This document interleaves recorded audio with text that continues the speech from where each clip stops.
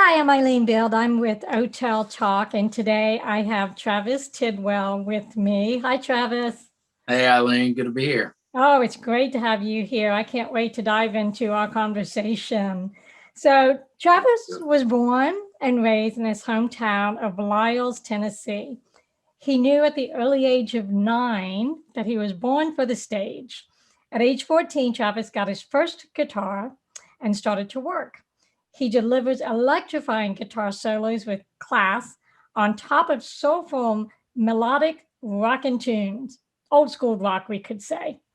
Travis's sound is a style of its own, combining your favorite classic reminiscent sounds from the past with a soulful voice, serenading you into easy listening. And I just love that because, we all need that more soulful and calming and just, that heart-centered music today. So I love that you started at such a young age and that you knew you belonged on the stage.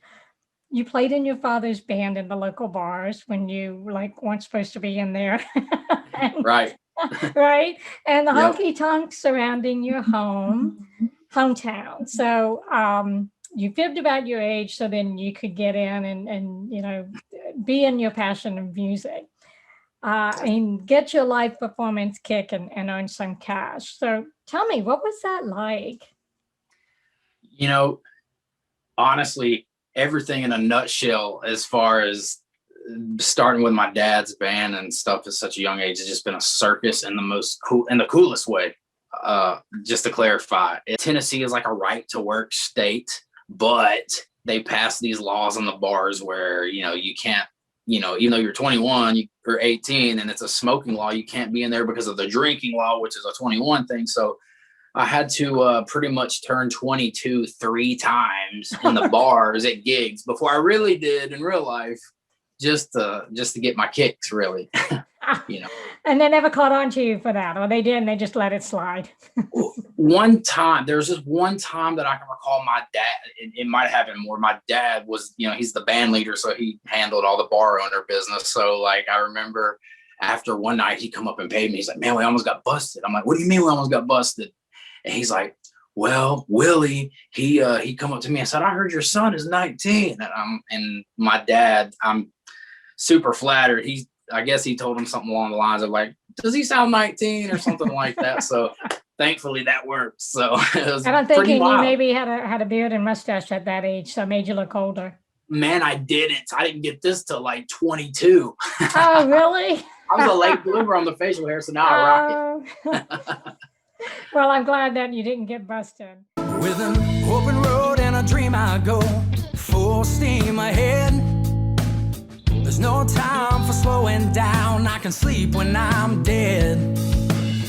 I've been around a block or two. Now the limit is the sky. I think I finally paid my dues. It's time for me to fly. So, so shortly after graduating high school, you earned your first major label gig with Big Smo and led to the group's A&E reality TV show. I really would love to know more about that time in your life. Man, that was such amazing times. Especially with the situation of the world today that we're all stuck in. I always want to go back to that time. That was, so I got to start with Big Smo in my professional career as a musician. It was my first actual gig, right out of high school. It was actually the day after my 19th birthday that I got that job. And Smo told me I could quit Pizza Hut, that we're going to get on the road. And that was awesome, And so it was really crazy. When I got with Smo, he was just kind of still in his studio, his kind of homemade studio in his house. And we were just really just coming together for the love of making music and nothing more. And I just wanted to play. I just wanted to play. And I just come from such a small town and it just dreamed so big. I just wanted to get out in the world and play. And so I took the gig, and it was just a completely different style of music, you know, country rap. And I was a hard rock guy and country really. And ultimately that gig led him to sign into Warner Brothers. And then, like you said, eventually we got a TV reality show on A&E. And I'm so grateful and so blessed to have been a part of that stuff. And Smo himself is such an incredible guy and insanely talented and creative, but he was a really good mentor for me at that time.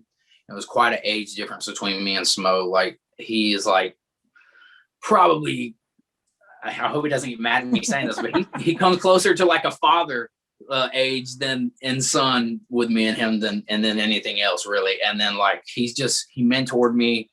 I picked up so many cool things, and I remember, I will never forget this one thing Smo said to me right when we just bonded, you know, and just was kind of established as guitar player and buddies. And he told me, shut up and listen. He said, I don't mean that rudely, but in general and in life, just shut up and listen. And I just took that as just observe and just check everything out. And I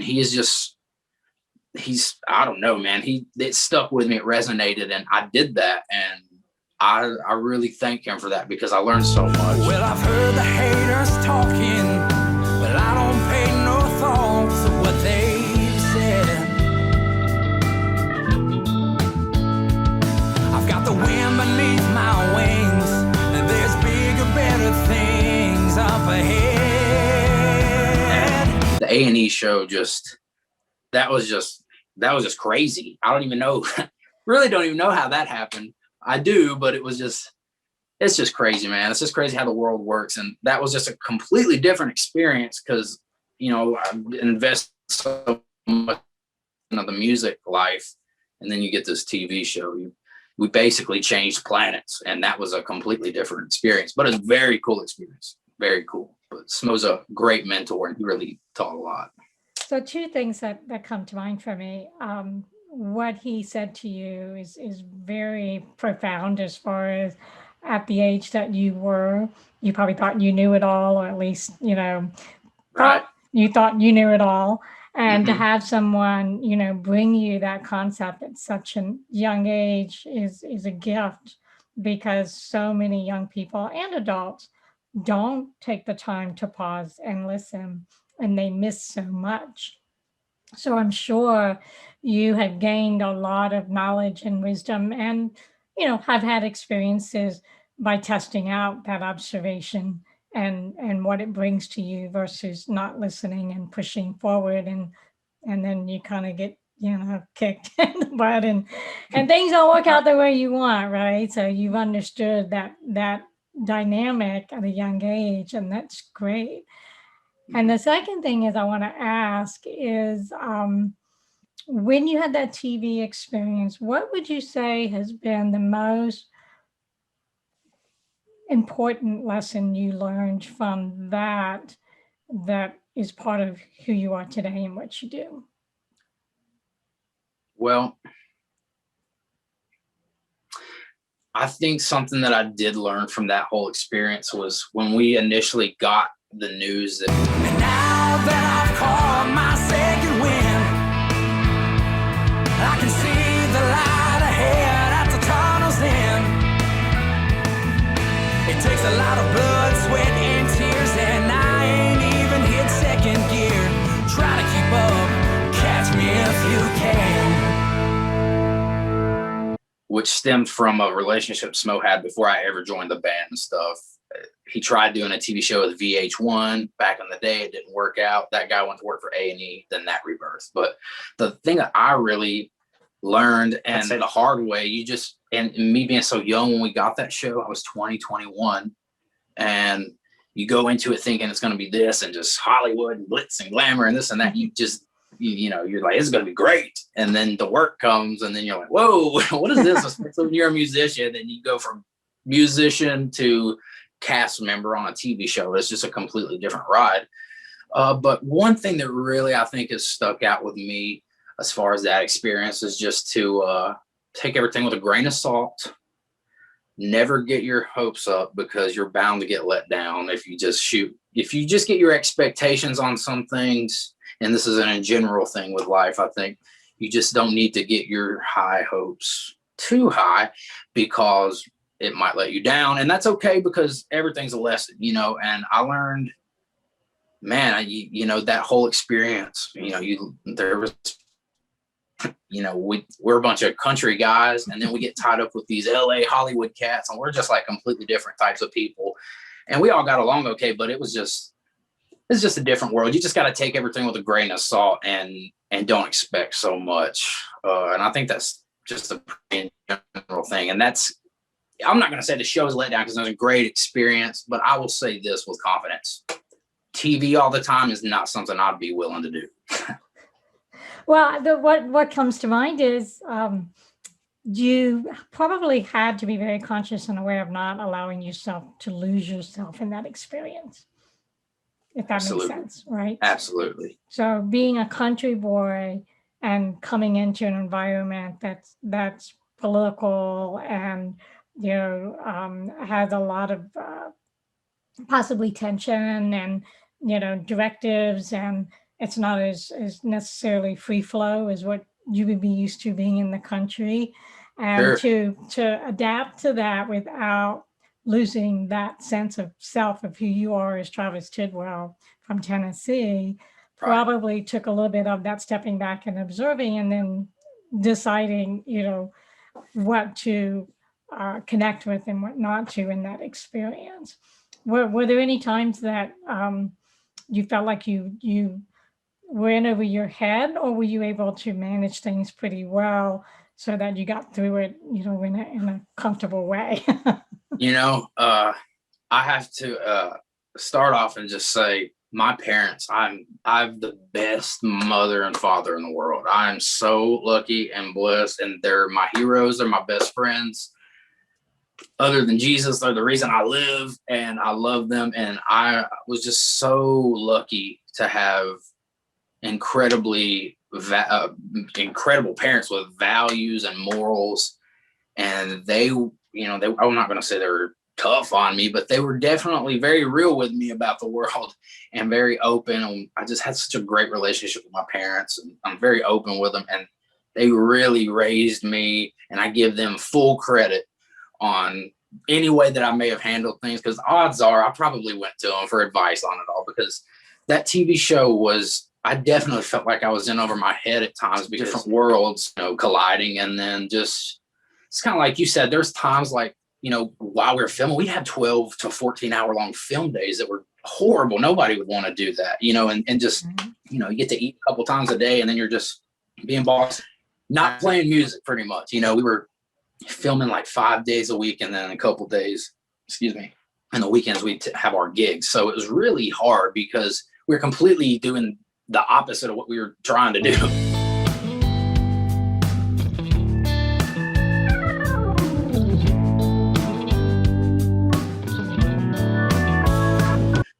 I definitely remember season 1 in particular, excuse me, allergies in Tennessee.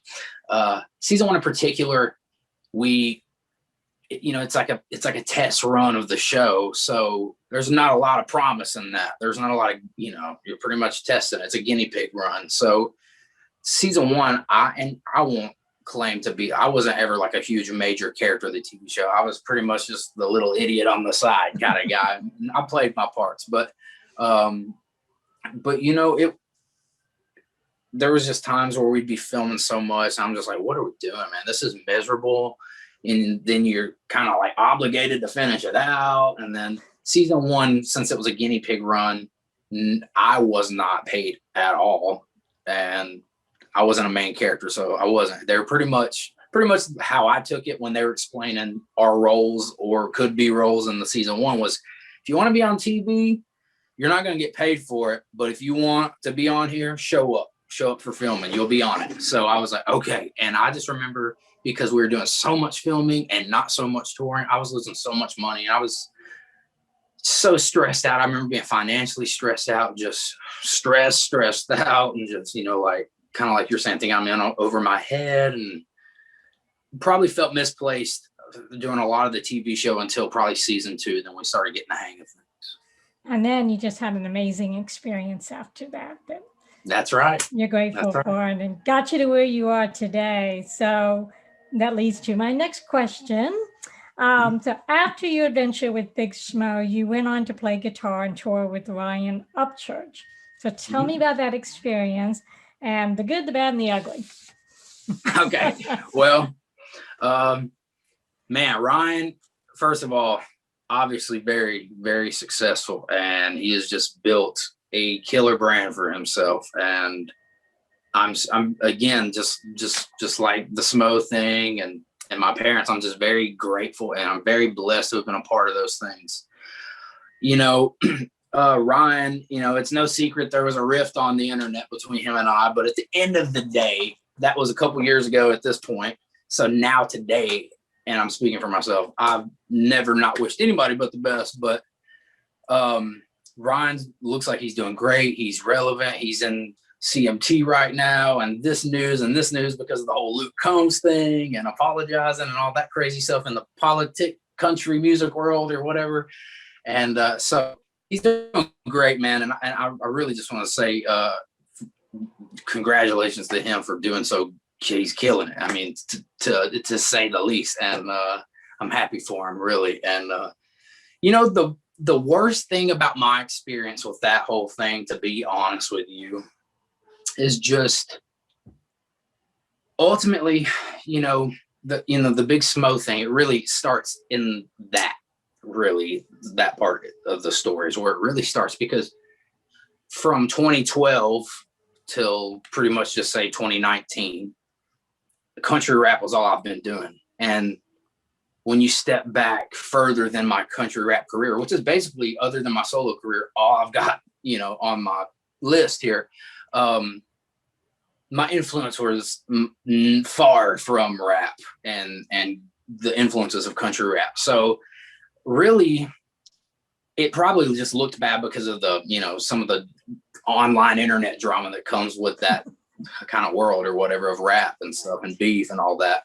It's really not as bad as probably it looks. And I think ultimately I was just really yearning to play music that I wanted to play, because I'm not a country rap guy. I love it, and I'm so proud of everything I did, but it was way past time for me to step away from that world, because with being so involved with these other artists and writing for them and creating for them, I really wasn't doing anything for myself, because I knew at the end of the day, always since I was 9, that I'm doing this for me. And I don't mind helping anybody along the way, because it's creating and I love to create. But at the end of the day, I'm a musician and I want to express. A phoenix risen from the ashes of the bridges I've burned. I ain't got a thing today that I didn't earn. As I reach my destination, I just want to say thank you to all my friends who've helped along the way. It's hard for somebody else, and doing that wasn't really scratching that itch for me, to be honest with you, if I'm being the most truthful. And just coming from my dad raising me in the honky tonks, pretty much. I had my 4th through 6th birthdays in the bars too. I remember having a Power Rangers cake at one of my dad's gigs. And just being around the circus of the music business my whole life, I just have a completely different outlook than how that world ran. And I just wanted to get past it at the end of the day. And, I just want the best for everybody. I just want the best for myself as well. Well, it sounds like you've had that vision since you were 9 years old. And, we all have our life experience, our life journey, that we sometimes tend to be pulled in different directions, but we always feel that path, that's our path alone, brings us back, and then we may diverge again and then bring us back. So It Right. sounds like at that point you were like, okay, I really need to step fully into honoring what my passion is and doing what I want to do for myself. And so that seems to have occurred after several years of touring with other artists. And you decided ultimately to venture out on that solo project. And you did your own writing and playing and singing. So there's always an inspiration to our passion. And I want to find out, your songs have meaning and have a message. So, what is your inspiration for your writing and the message that you bring forth through your songs? You know, if I'm being blunt, reality is the inspiration because, you know, there's, we all know life is full of a million stories. I just feel like it's my job to figure out how to tell it. And, you know, like my song Catch Me If You Can, the hook is, now that I've caught my second win, I can see the light ahead. Everybody's closing in, having the roller coaster ride. We're all in this thing together. You know, it's the goal for me is to explain how I feel on a very human level, because that's all we all are, no matter how it looks online or whatever. And I just want people to relate. But I think it's obvious from, let's say, 1970 to 2021, music has just taken this weird turn in a way of kind of cheapening the art, if that's the right words. And that's not everybody. But I will say it's a lot of mainstream stuff in my opinion. And a big part of what I'm trying to do, and I know I probably sound like like some kind of freedom warrior for music, but I'm really just, I want people to connect with their soul and their heart again, you know, because I don't remember the last time I turned a song on and it really evoked emotion and that, again, that's not everybody. It's just a lot of good stuff is being suppressed, and I'm in no way saying my music is in that category, because I'm just trying to express myself. But I just want people to know how real my life is through the music, because it's just like everybody else's. I know we all have heartbreak. We all have our struggle, and we all can overcome, and we all can be happy again. And at the end of the day, positive vibes are what I aim for. Oh, I love that. Which leads me to what I found on your Facebook page. And you okay if I read a post that you said, and then I Okay. want to talk about that. So Travis posted this, and I love it. Checking in with everyone today. Everyone doing okay? You good? Always do what you have to do to make sure you can take care of you and your own. Sometimes we feel guilty for thinking of ourselves and fear that we are upsetting or disappointing someone else.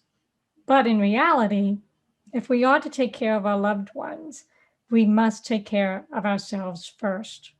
I encourage everyone to stay positive, eat healthy, and exercise, and have faith.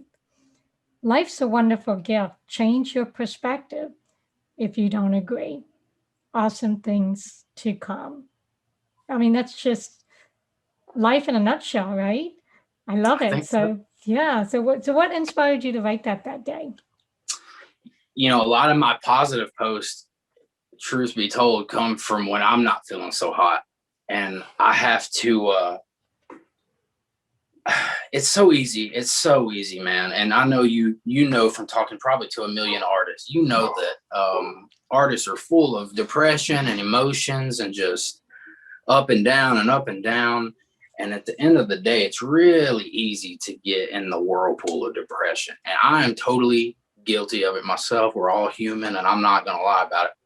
I even have my posts on Facebook that are not so great. And to combat that, I try to do posts like this, because usually I'm feeling bad when I post something like that. And I'm like, okay, you know what?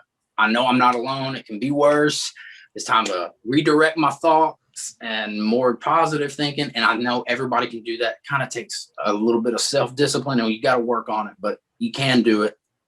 And when I post those things, I get so much love in the comments that it totally flips that around, and it works. It's pretty much 100% works every time. So a lot of those come from me not feeling so great and kind of checking on people the way I may want to be checked on sometimes.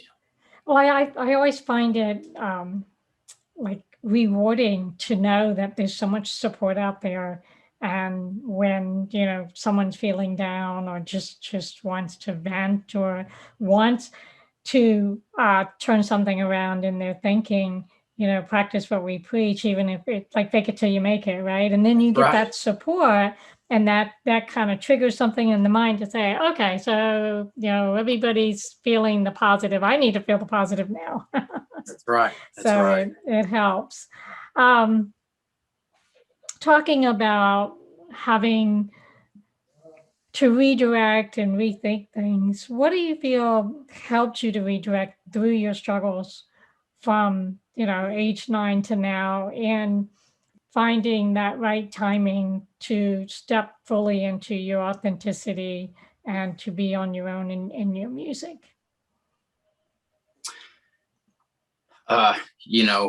Honestly, I think I just remembering how human everybody is, and especially me.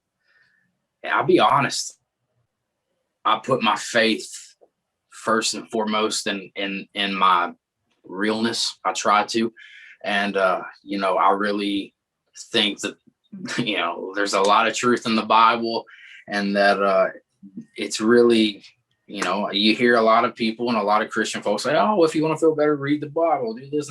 And I just got so tired of hearing it that I finally did it. and when I did it, it just resonated, and it really helped me. And, my faith is a big help in that. But I can't claim no glory. That all goes to someone up above. Like I said, I'm so blessed with having such killer parents and these fans, and these supporters are, like you said, it's really unreal. And it's just like pretty much when I post those things, they're there to be, because man, that might make them feel better too. They might be having a cruddy day and see that, but what, I need to hear it, and comment something positive, and that will have a domino effect and a ripple effect, and then hopefully a wildfire effect of positivity. Keeping faith, man, keeping the faith. Right, keeping the hope alive and the vision of the future. Mm-hmm. So I have a couple more questions, and one of them is kind of deep, but we'll see what you say. What is life's meaning for you as a musician? You have I think musicians have a deeper connection, or can have a deeper connection to life's mysteries and magic. Yeah. So what have you found over the years for life's meaning for you? Not to touch on the faith thing again, but that has helped me pretty much understand what I think that answer is a lot more. And to me, I said it in a video I posted on YouTube earlier, and to reference the faith again, God, the creator, I feel made us in his image, and we're creators. We're naturally creators in that regard, in some form, whether you're doodling on your piece of paper, you're writing Bohemian Rhapsody or whatever, I think, so I think musicians and artists have a little bit more of ingredient in the creative world. And I think with that ingredient, a lot of our purpose is to remind everybody to not take life so seriously. It's all temporary. You really need to love more than anything. You have to love, because that fuels progression and progress, in my opinion. And the best progression. I just think we're supposed to be here and help each other and love each other, and to be positive, try to kind of what I try to say all the time. So I think that's it. I really just think we're supposed to be here and help each other and love each other and be there for everybody, because we're all on the roller coaster, but your cart might be on the downside while this guy's on the upside. And ultimately, we're all in this thing together, and we got to be there. Well, I'm a mess, but I've been blessed. It took me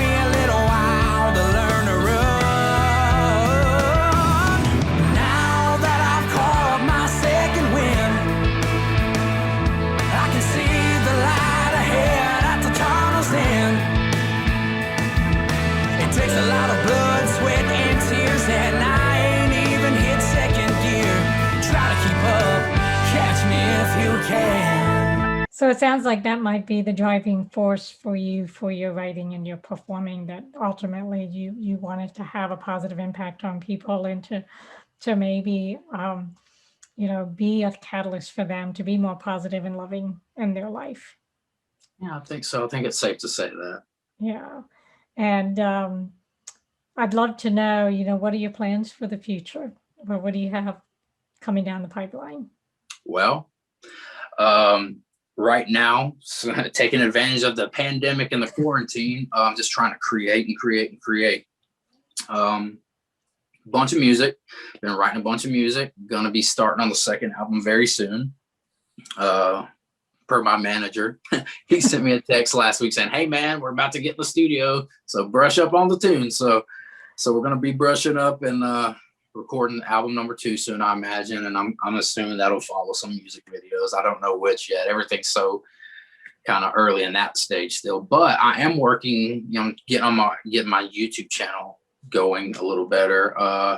No real direction with that. It is not anything specifically music aimed. It's really just entertainment aimed. And again, like the music I try to put out to let you kind of escape reality and get a mental break from the stresses of reality. So I'm just working on stuff like that and just, and trying to exercise that creative outlet a little bit more. And of course, as soon as I'm able to hit the road, I'm preparing for that. So I can't wait to play live. Man, playing live is just live for that, live to play live. And I hope everybody enjoys it as much as I do. Well, if you make it out to Florida, let us know. Oh man, something tells me we'll be in Florida. I think we will. That sounds awesome. So one last question. You Sure. gained a lot of wisdom over the years, especially from a young age. So if someone's listening to this interview and really wants to pursue either a career in music or something of the creative arts or something even different that they haven't really taken the initiative to step into, what kind of advice or words of wisdom would you like to share? There's always hope. First and foremost, you can do it. And if it helps anybody by telling this, I come from a little bitty redneck hick town. Literally, Hickman County is the county I come from. It's just like it sounds. It's a charming little small town, but it is indeed that. And with small towns comes a type of small town mentality, I think we call it maybe. And I say that totally with respect. I'm not dissing anybody's intelligence by any means saying that, but a lot of people from these small towns think because they're in this small town and it's just a simple, quiet old small town that you can't go out and be something or do something or achieve what some people think is crazy. I got laughed at so much. I would tell people I'm going to be a rock star when I was 14, 15 years old. And I just remember being dumbfounded by how many people laughed at me and would make fun of me, or even my teachers would argue with me. And I'm just like, what is wrong with you? Well, how dare you tell me I can't do this because it's such a crazy, maybe not regular job. So if anybody's listening, I encourage you to take the initiative to prove those people wrong, because you and only you know what you want to do or are interested in doing, and they can't tell you. And if they wanted to be a teacher, they wanted to be a construction guy, that's great. And we love and need those people, but we also need musicians. We need artists. We need creative people, because this world is getting really crazy and we need them more than ever right now. And especially if you're from a small town, I know you can do it. It's been done. Just keep going. That. Yeah, that's great. Thank you for that. So Travis, how can people find you? You can find me on Instagram at the Travis Tidwell. You can have an official website, thetravistidwell.com, and you can just search me on Facebook and basically all the big ones. Well, this has been awesome. Thank you for sharing your journey and your good times and some of the struggles. And we will definitely stay in touch. And thank you again for being on this show.